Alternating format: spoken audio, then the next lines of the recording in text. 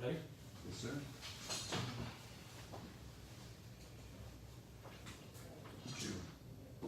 Boa tarde, pessoal, tudo bem? Aí no Brasil. Vamos dar início aqui à nossa sessão. Estou aqui com o ilustríssimo Júlio Silva, mortgage broker, aqui credenciado e registrado aqui no estado da Flórida. E Júlio, vou deixar o Júlio se apresentar um pouco para explicar para vocês o que ele faz, tá? E aí a gente começa a bater um papo. Claro, olá pessoal, boa tarde, né? Meu nome é Júlio Silva, eu sou um corretor de financiamento imobiliário. Aqui nos Estados Unidos intitulado como mortgage broker, né? A pessoa que faz todo o trâmite, né? Com a documentação para os financiamentos bancários, né? Para que aquelas pessoas que querem comprar imóveis aqui nos Estados Unidos. Já trabalho nessa indústria há mais de 15 anos. Muito bom. Né? Comecei bem jovem nessa indústria e graças a Deus nós temos tido um ótimo sucesso, né? E trabalhamos muito bem com nossos clientes e, né, graças a Deus, uma parceria muito boa aqui com o Igor, né? A gente tem trabalhado vários clientes juntos e para mim é um prazer, Igor, estar aqui contigo Uma hoje. satisfação recebê-lo. Não, muito bom. Sei que Te agradeço pelo convite. Com certeza, eu sei que o schedule é um pouco maluco. Agitado. A gente tenta se encaixar e tudo dá certo. Pessoal, gostaria primeiramente de começar, tá, com alguns pontos cruciais. Eu sei que vocês aí do outro lado estão muito interessados em saber o que a gente tem para dizer em relação a que tipo de documentação é exigida para um brasileiro, um estrangeiro fazer um financiamento aqui na Flórida, tá? Então eu vou deixar um pouco o Júlio entrar nos tópicos aqui que a gente discutiu, tá? E vamos lá. Então, é ótima pergunta, porque a questão toda da documentação é super importante, né? A gente fala, eu sempre falo para os meus clientes que quando a gente inicia bem o financiamento, nós terminamos bem, né? E financiamento é como uma história que a gente está contando para o banco, né? Então nós contamos a história para o banco através de documentos que nós apresentamos aos clientes, né? Então assim, a documentação exigida, ela é bem simples, né?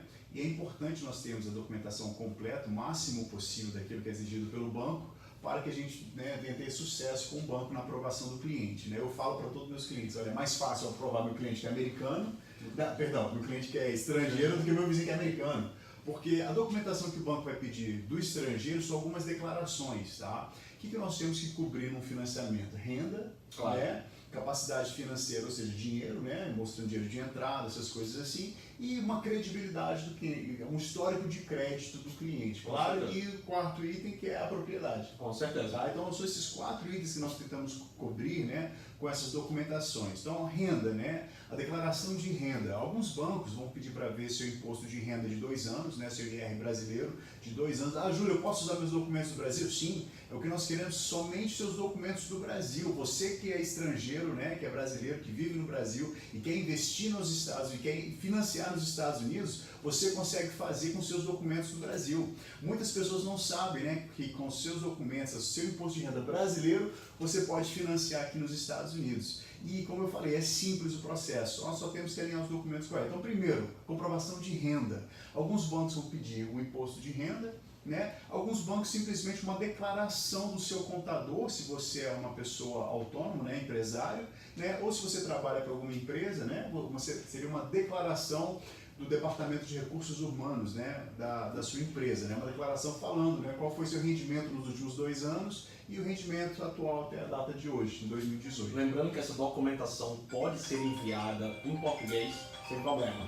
Só que acontece, pessoal, nas melhores famílias acontece. Vamos lá. Lembrando que a documentação pode ser enviada toda em português. Claro, né? claro. O Júlio recebe aqui, faz um file, faz um arquivo dessa documentação, preferencialmente, pessoal, mandar tudo de uma vez. Isso facilita o nosso trabalho aqui, tá? Claro. Então, assim, então a declaração de renda é uma, né? Então, como eu sou um mortgage broker, só definir um pouco o mortgage broker. O mortgage broker é o seguinte, nós temos acesso a vários bancos, a vários produtos de bancos diferentes, ao invés de eu trabalhar somente com um banco, né? Nós temos acesso a vários bancos que vai atender a necessidade de cada cliente. Nós sabemos que cada cliente tem um histórico diferente, cada cliente tem uma história diferente a ser contada, né? Então, assim, nós apresentamos, né, as melhores condições de juros, os melhores programas de acordo com a documentação apresentada pelo cliente. Então, primeiro vai ser declaração de renda, né? Através de imposto de renda ou através de uma carta. Eu tenho clientes falando para mim, Júlio, eu não posso apresentar meu imposto, eu não tenho como apresentar meu imposto agora, eu vou te dar só uma declaração do meu contador. No problem, sem problema, Claro. podemos fazer. O segundo item que é importante é os seus recursos, né? Nós temos que apresentar para o banco aqui o valor da entrada, né? A entrada ela vai variar dependendo do projeto, dependendo do financiamento que nós vamos fazer, mas o banco, dependendo do imóvel. Então o banco vai querer ver que você tem o dinheiro da entrada no banco, o banco vai querer ver que você tem reservas também. Normalmente as reservas são 1 ano de prestação. O que seria isso, Júlio? As reservas seriam o seguinte: se a sua prestação ficar, vamos supor, $1.000 mensais, tá? O banco vai querer ver que você tem, além do dinheiro de entrada, além do dinheiro da escritura, né, do fechamento, dos closing costs que a gente fala aqui, que você tem pelo menos 1 ano de reservas. Porque se você tiver algum problema no Brasil, né, e você precisar ter que fazer pagamento aqui, o banco quer ver que você tem condições, exatamente, a reserva para poder pagar o financiamento. Então o banco pede para ver, além do dinheiro de entrada, né, dinheiro de fechamento, pelo menos 1 ano de reservas, né, que é importante, né? E como que a gente apresenta isso? Através de extrato bancário, né? São 2 meses ou 90 dias, né, ou 3 meses de extrato bancário, vai depender do banco que a gente estiver trabalhando, né? Então, assim, primeira, declaração de renda. Segundo, né, o extrato bancário mostrando fundos, né, para fazer aquela transação. Júlio, eu posso usar dinheiro que eu tenho, posso mostrar extrato, vamos supor, eu tenho dinheiro aplicado na XP Investimentos ou qualquer outra casa de investimento? Claro que pode sim, sem problema nenhum.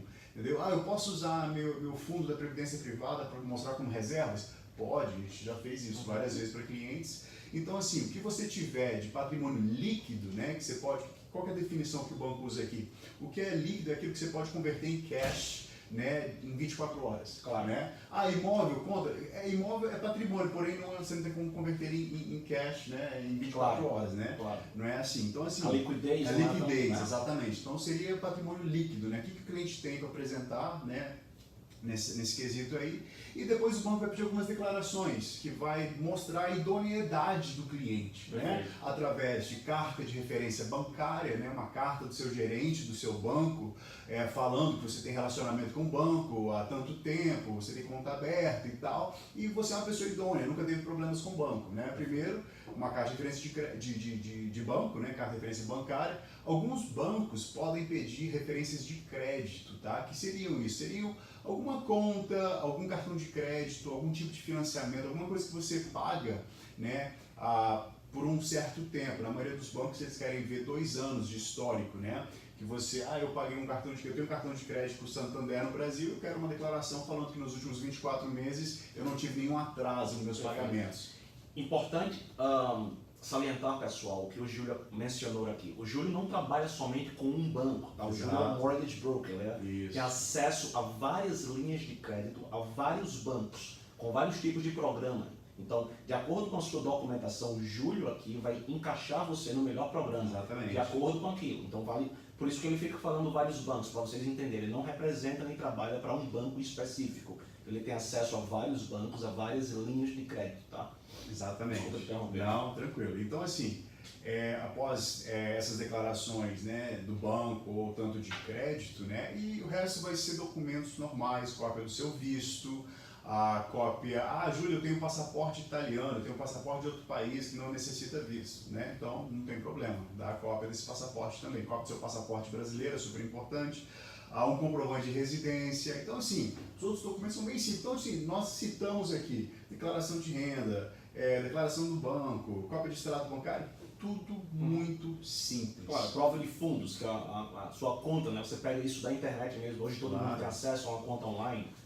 Então são coisas básicas. E coisa que é importante também, nos Estados Unidos, depois de 2001, foi criada uma lei que chama Patriot Act, né? Que é o ato do patriota para poder proteger todas os Estados Unidos, e os bancos, né, tiveram que aderir a esse Patriot Act, que é algo que os bancos querem, como é que fala, né, a origem de todos os fundos que são movimentados. Então é importante isso, a gente apresentar para o banco a origem de, vamos supor, você vai fechar um contrato com o Igor, vai colocar uma oferta numa casa, vai fazer um depósito. Então, assim, parte da documentação do financiamento vai ser mostrar esse dinheiro saindo da sua conta, a cópia da transferência aqui para os Estados Unidos. Então, tudo isso, né, faz parte, né, do processo do financiamento. É muito importante né, a gente mostrar a origem de fundos, né, e o movimento desse dinheiro, né, da saída da conta no Brasil até aqui nos Estados Unidos.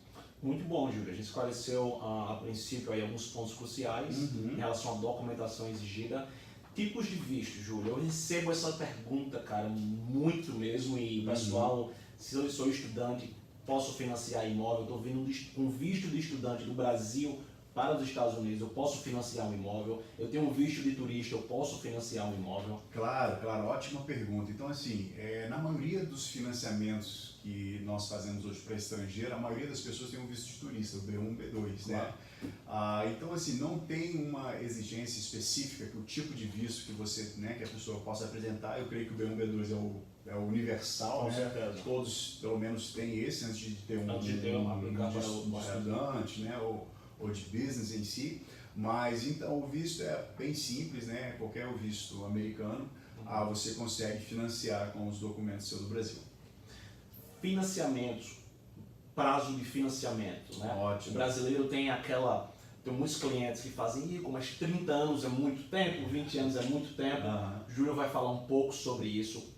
O prazo de financiamento, assim como juros que são aplicados na maioria dos financiamentos que nós fazemos aqui para os brasileiros. Então, financiamento nos Estados Unidos, como regra geral, ele é 30 anos financiado, né? Uma amortização de 360 meses. Né? Então, todo financiamento ele é calculado, ele é baseado num período de 30 anos. Né? Então, assim, Júlio, eu posso quitar o financiamento antes, eu posso amortizar? Claro que sim. Né? Você pode fazer assim, alguns financiamentos, às vezes os bancos eles pedem um período de fidelidade com eles por pelo menos 36 meses, ou seja, 3 anos. Né? Você não quitar o financiamento por pelo menos 3 anos, mas isso é alguns bancos, tá? Pessoal que oferecem isso. Mas na maioria dos casos, né, você pode quitar o financiamento a hora que você não precisa ficar com aquele financiamento pelos 30 anos. Tem que aproveitar o sistema bancário dos Estados Unidos. Não tem pré-penalidade. Então isso é fenomenal. Alguns vão colocar uma penalidade, outros não. Tá? Mas também o que é importante falar nisso aí também é o seguinte: o nosso juros aqui dos Estados Unidos é o juros simples, tá? Não é aquele juros composto, né, que vai crescendo, acumulando, né, todos os dias. É um juros simples, pro rata diário. Ou seja, você comprou uma casa comigo, tá? E você daqui, né, tem uns 3 anos você comprou uma casa e você quer né, quitar a casa no dia 20 de agosto. Né? Nós vamos pegar uma estimativa de payoff, né, uma estimativa de quitação com o banco até o dia 20 de agosto. Você só vai pagar os juros até o dia 20 de agosto. Então, os juros ele é simples, né? Você só vai pagar por aquilo que você usar, entendeu? Então, assim, 30 anos do financiamento, né? A taxa de juros para o estrangeiro ela é fixa por 3 ou 5 anos. Após o período fixo, ela vai ter um ajuste de acordo com o mercado financeiro. Cada banco usa um índice da Bolsa de Valores para poder determinar a taxa de juros, né? Então, assim, vamos supor, nós fazemos financiamento para vocês, pega uma taxa de juros de 5,75. Por exemplo. Para dar um exemplo aqui. Juros de 5,75 fixos por 5 anos, tá? A taxa não vai subir por 5 anos. No aniversário dela de 5 anos, quando ela fizer aniversário de 5 anos, o banco vai ver qual que é o índice, qual que está a diferença do índice hoje para quando você pegou, e se houver uma diferença de 0,5, fazer o ajuste. Faz o ajuste. Seus juros vai de 5,75 para 6,25 e fica fixo pelo próximo ano e vai ajustando. O que não é muita coisa, altera pouquíssimo na parcela 30, 50 dólares, depende do tamanho do financiamento. 30, 50 dólares a 80 dólares mensais, uma parcela do financiamento. E o que acontece também é o seguinte, né? Nós temos a opção também, depois de subir os juros e ter uma oferta melhor de juros no mercado, nós podemos refinanciar o imóvel, mudar de banco, tá? Então, assim, existem várias opções que nós podemos fazer também. Então, o período em geral, para terminar essa pergunta, né, são 30 anos de financiamento. Dentro dos 30 anos, tem um período fixo da taxa de juros e o cliente pode quitar, né, na maioria das vezes, a qualquer momento, aquele financiamento, quando ele puder, quando ele quiser. Muito bom, perfeito. Falamos aqui sobre juros, tá? Falamos sobre documentação exigida para um financiamento aqui nos Estados Unidos. Falamos também que tipos de vistos são aceitos. Claro. Vamos agora falar de pré-aprovação, falar valores de entrada, tá? Certo. Quanto geralmente o estrangeiro, o brasileiro, qual o requerimento para ele dar entrada aqui de um imóvel, como é que funciona, tá? Os bancos exigem quanto mais ou menos? Júlio? Então, olha só, o valor de entrada para o estrangeiro ela varia de 30% a 40% do valor do imóvel.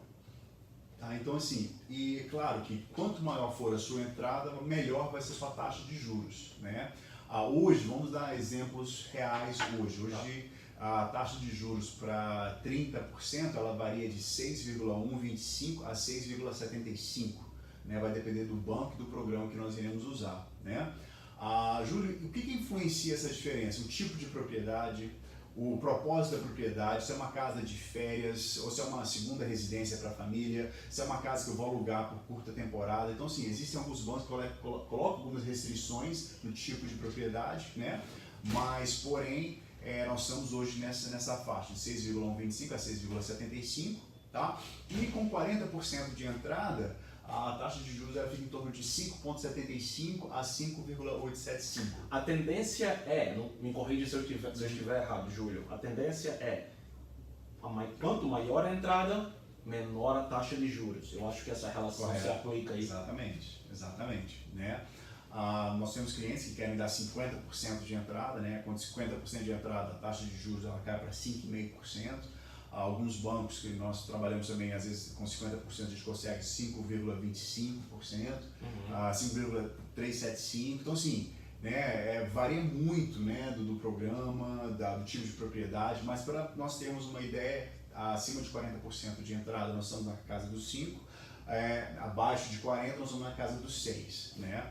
Agora, o que é importante a gente saber é isso, né? O que define, né, a taxa de juros, o programa, tudo, né, são todos esses fatores que nós falamos, né? Que é o tipo de propriedade, qual o propósito da propriedade, documentação o tipo, do cliente, documentação do cliente, renda do cliente, bens, tudo isso vai implicar para o banco, né? Para o banco se sentir seguro para avaliar o perfil do cliente e estabelecer um... E o que eu sempre falo para o pessoal é o seguinte: juros e risco andam lado a lado. Quanto maior o risco, maior a taxa de juros. Então, se quanto mais documentação eu puder, né? Porque hoje nós temos programas que a gente chama de full doc, né? Full documentation, né? A documentação completa, né? Nós pegamos, né, imposto de renda, declaração de banco, extrato bancário e tudo isso. Agora tem clientes que falam: Júlio, eu não tenho como te dar a declaração de imposto de renda, nós vamos fazer só com isso. Eu não tenho como apresentar a carta do meu contador, não vou te dar também. Então nós fazemos uma documentação simplificada, que a gente chama de no doc. Entendeu? Então, assim, quanto maior for a minha documentação, né, maior vai ser a confiança do banco em fazer aquele financiamento para você. Então, ou seja, ele te dá uma taxa de juros menor. Agora, quanto menos documentação eu apresentar para o banco, né, o risco do banco ele eleva um pouco, o banco vê aquilo como um risco maior e aí ele dá um aumento na taxa de juros. Que no final, pessoal, isso termina sendo uma escolha sua, né, do cliente. Em questão de documentos, né? Tem cliente que opta por um financiamento menos exigente, né? Tem cliente que opta por um full doc, como o Júlio está falando. Exatamente. Um financiamento completo, uma documentação completa, desculpe. Exato. Júlio, vamos lá para um caso. Vamos lá, o cliente está no Brasil, está interessado num imóvel. O que você sugere, baseado na sua experiência? O cliente já deve vir para os Estados Unidos, olhar um imóvel para depois e coletar a documentação e lhe enviar, ou fazer isso antecipadamente?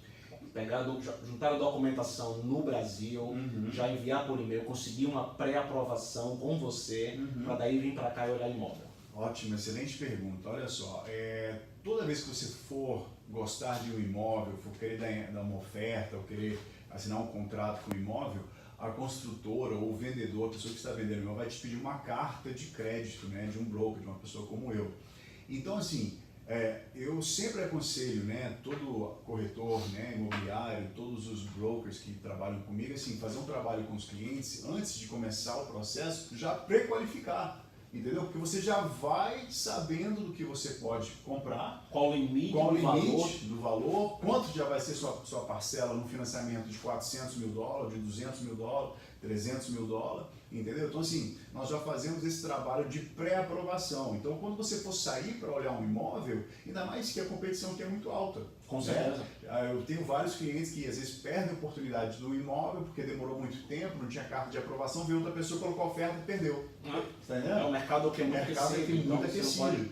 Então, assim, você tem que estar preparado para isso. né? Então, assim, eu sempre recomendo fazer uma pré-aprovação. Se você tem interesse, né, de fazer um financiamento, fazer uma compra no exterior, já entre em contato, né, com o Igor para poder iniciar o processo de pré-aprovação. E eu preciso dessa lista toda de documentos da pré-aprovação? Não. Para pré-aprovação, a única coisa que eu vou querer vai ser, né, a prova de fundos, Claro, que é o mais importante, mostrar a capacidade financeira de dar entrada de 30% ou de 40%. Prova de fundos da entrada, correto? De 30% a 40%. Exatamente, da entrada, mais as reservas, mais os closing costs. Então, assim, nós temos que mostrar a liquidez do cliente e, dependendo dos casos, nós já pegamos também cópia do imposto de renda ou uma carta do contador bem rápido. Então, seriam 2 documentos, um de renda e um de prova de fundos, né? Mostrando isso daí. Closing costs que o Júlio menciona aqui, tá? É o custo de fechamento, é o custo de cartório, que você não tem como fugir, tá? São Exato. registros do imóvel,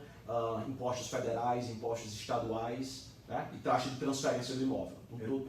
Exatamente, isso faz parte. Pode financiar isso? Não, não pode. O cliente tem que ter fundos para cobrir isso, né? Que geralmente varia, desculpa interromper, 5% mais ou menos do valor do 5, imóvel. 6% do valor do imóvel seria essas taxas de fechamento. Então, assim, para uma pré-aprovação, mostrando a prova de fundos, junto com um comprovante de renda de alguma forma, se possível, né? Aí se cair naquela situação, eu não posso apresentar, a gente já direciona para aquele tipo de financiamento que a gente também consegue liberar a carta de pré-aprovação também. Perfeito. Vamos dizer que o imóvel não está sendo construído, o imóvel já esteja pronto. O cliente veio do Brasil, olhou o imóvel, gostou, aprovou, tá? Fez o contrato. Começa a trabalhar na documentação para te enviar. Exato. Quanto tempo é esse processo de pré-aprovação para aprovação final com o banco? Tendo em vista que o imóvel já esteja pronto, porque o Júlio bem sabe que quando o imóvel está sendo construído, a gente tem que aguardar o imóvel ficar pronto, não tem como fugir disso. Mas digamos que o imóvel já esteja pronto, Júlio. Se o imóvel estiver pronto, o processo do financiamento ele vai levar de 35 a 45 dias, dependendo da situação, às vezes um pouquinho mais, mas em regra geral vamos falar um número 45 dias, tá? Do início ao fim. Mas o que seria esse início? Esse início é eu já ter todos os documentos da lista, né, que nós enviamos para o cliente, itens 1, né, até o último, né, ter toda essa documentação para nós iniciarmos o processo de aprovação junto aos bancos, né? O que é importante isso é ter toda essa documentação completa, né? O cliente trabalhar com a gente, né? Dar toda a atenção necessária, toda a cooperação do cliente é muito importante durante esse período, porque, como eu falei no início, se nós iniciarmos bem, nós iremos terminar bem, né? Uma coisa importante, o cliente ele ter a opção de fechar, né, ter a propriedade no nome de uma pessoa jurídica aqui nos Estados Unidos. O Igor, claro, que vai passar toda essa orientação para o cliente, né, com algum contador aqui e tal, que pode orientar nesse processo, né, de colocar a propriedade no nome de uma empresa, uma pessoa jurídica aqui nos Estados Unidos. Então, toda essa documentação do cliente, se tiver uma pessoa jurídica, tudo isso nós temos que ter em mãos para iniciar o processo. Eu confesso que muitos clientes eles dão assim 90% da documentação e alguma documentação vai ficar pronta durante o processo, também é ok, a gente consegue trabalhar dessa forma, porém assim, o máximo possível da documentação no início, né, já ter tudo isso, para a gente poder ter um processo tranquilo, tá? Então assim, 45 dias de quando a gente tem, né, a maior parte da documentação até o final é o que a gente chama de um reasonable number, né? Um time frame, né? Que a gente está falando. Exato. Mas um tempo apropriado, digamos, para fazer o fechamento. Exatamente. Já fechei financiamentos em 18 dias, acontece. 25 dias, acontece. Já fizemos algumas vezes. Já fechamos em 60, 70, acontece. Exato. Cada file, cada arquivo, cada cliente é uma coisa, é uma situação. Exatamente. Hoje, Júlio, o que você diria que é mais ou menos assim o que está em relação a não em documentação, mas a grande falha do que está acontecendo na comunicação com o cliente, o que é que poderia melhorar para o cliente que estava escutando? Claro. É aquilo que eu falei, né? Acho que a organização, né, tanto do cliente que tem interesse de financiar nos Estados Unidos, nós podemos documentar todo, né, o processo e o que às vezes os bancos mais pegam foi aquilo que eu comentei no início sobre as transferências para o exterior. Origem dos fundos. O banco vai querer, vamos dar um exemplo aqui. Você fechou um contrato, você colocar um depósito nesse contrato, vamos supor que seja 5% do imóvel, ou 10%.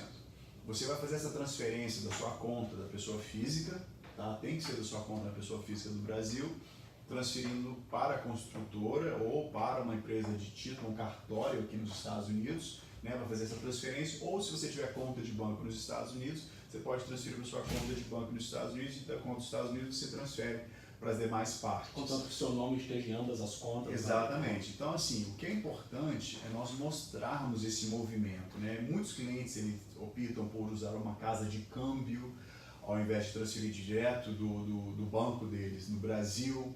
Então, vai ser a transferência, vamos supor, tem uma conta no Banco Itaú. Tá. Eu vou tirar a conta, os fundos, vou transferir, vamos supor, R$200 mil para cá.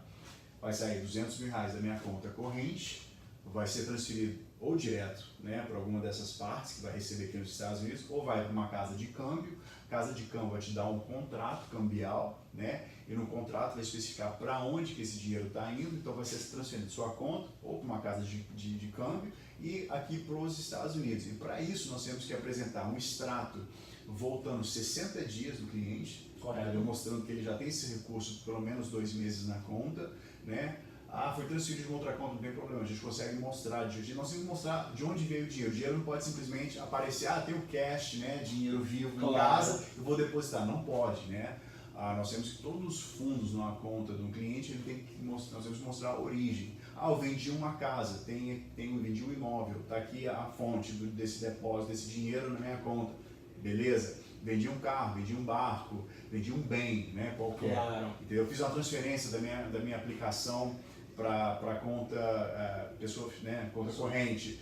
Eu transferi da minha pessoa jurídica para mim, não tem problema, tudo isso é aceitável, contanto que nós tenhamos como provar a origem dos fundos. Então, assim, o banco vai pedir para ver esse extrato, né, de 60 dias, mostrando que você já tem esse dinheiro em conta, né, ou se não tiver, nós vamos ter que documentar de onde veio o dinheiro e mostrar o caminho do dinheiro até chegar nos Estados Unidos. Isso é uma das coisas que às vezes os clientes se perdem, porque às vezes nós temos muitos clientes que eles fazem um depósito, vamos supor, o cliente tem que dar um depósito total de $150 mil numa casa. Tá. Aí o cliente vai fazer uma transferência, faz a primeira transferência, primeiro sinal, $10 mil. Depois, um mês depois, ele manda 5 mil. Aí depois, 15 dias depois, ele manda 7 mil. Depois ele manda 8, depois ele manda 20, depois ele manda 30. Então, assim, toda transferência que ele fizer, nós vamos ter que documentar ela saindo, extrato de 60 dias, contrato de câmbio, toda essa documentação. O banco vai querer ver isso. Vai querer ver. Toda a documentação vai ter que ser traduzida. Então, assim, imagina o imenso tamanho de paperwork, né, que é necessário para a gente poder alcançar esse objetivo, né? Então, assim, o que às vezes eu aconselho os clientes fazer 1 ou 2 transferências, né?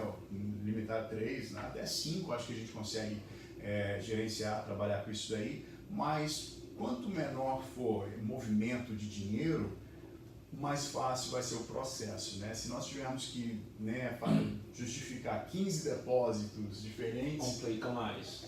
Vai ser mais trabalhoso o processo. Então acho que esse seria um conselho, né? Tentar minimizar a movimentação de fundos durante o processo de compra. Perfeito, Júlio. Muito boa análise. Pessoal, dando uma recapitulada aqui no que a gente falou, tá? A gente falou um pouco mais de 29 minutos. A gente não quer deixar isso tudo. Já. Uau. Não quer deixar isso cansativo, então vamos dar uma recapitulada aqui. Falamos sobre documentação, tá? Que tipo de documentos são exigidos para um financiamento aqui. Falamos dos tipos de vistos, tá? Que são que você pode fazer um financiamento. Juros e prazo de financiamento, conversamos aqui. Pré-aprovação bancária, tempo para aprovação final, tá? E esse processo, como é que funciona. Eu acho que agora a gente pode abrir um tempo aí para vocês perguntarem. Você que acompanhou nós até agora, deve ter algumas perguntas aí. Obrigado pela atenção. Eu vou agora ver se vocês têm algumas perguntas para o Júlio aqui. A gente pode abrir um pequeno espaço para isso, tá bom, pessoal? Vamos ver, Júlio, se a gente tem perguntas aqui.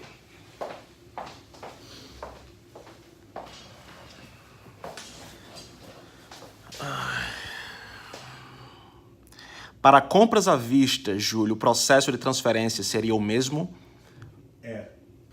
Ótima pergunta. Para compra à vista, a origem de fundos também vai ter que ser documentada, mas é menos burocrático, né? Pelo menos vai ter que mostrar a origem de fundos, de onde saiu. Perfeito. Documentos todos do Brasil mesmo podem ser usados? Sim, exatamente. Todos os documentos que nós falamos aqui são documentos do Brasil.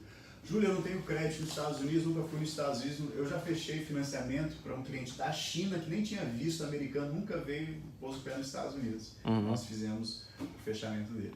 Cliente aqui, pergunta engraçada, quais são as condições exigidas para um financiamento se o teu nome no Serasa no Brasil tem algum...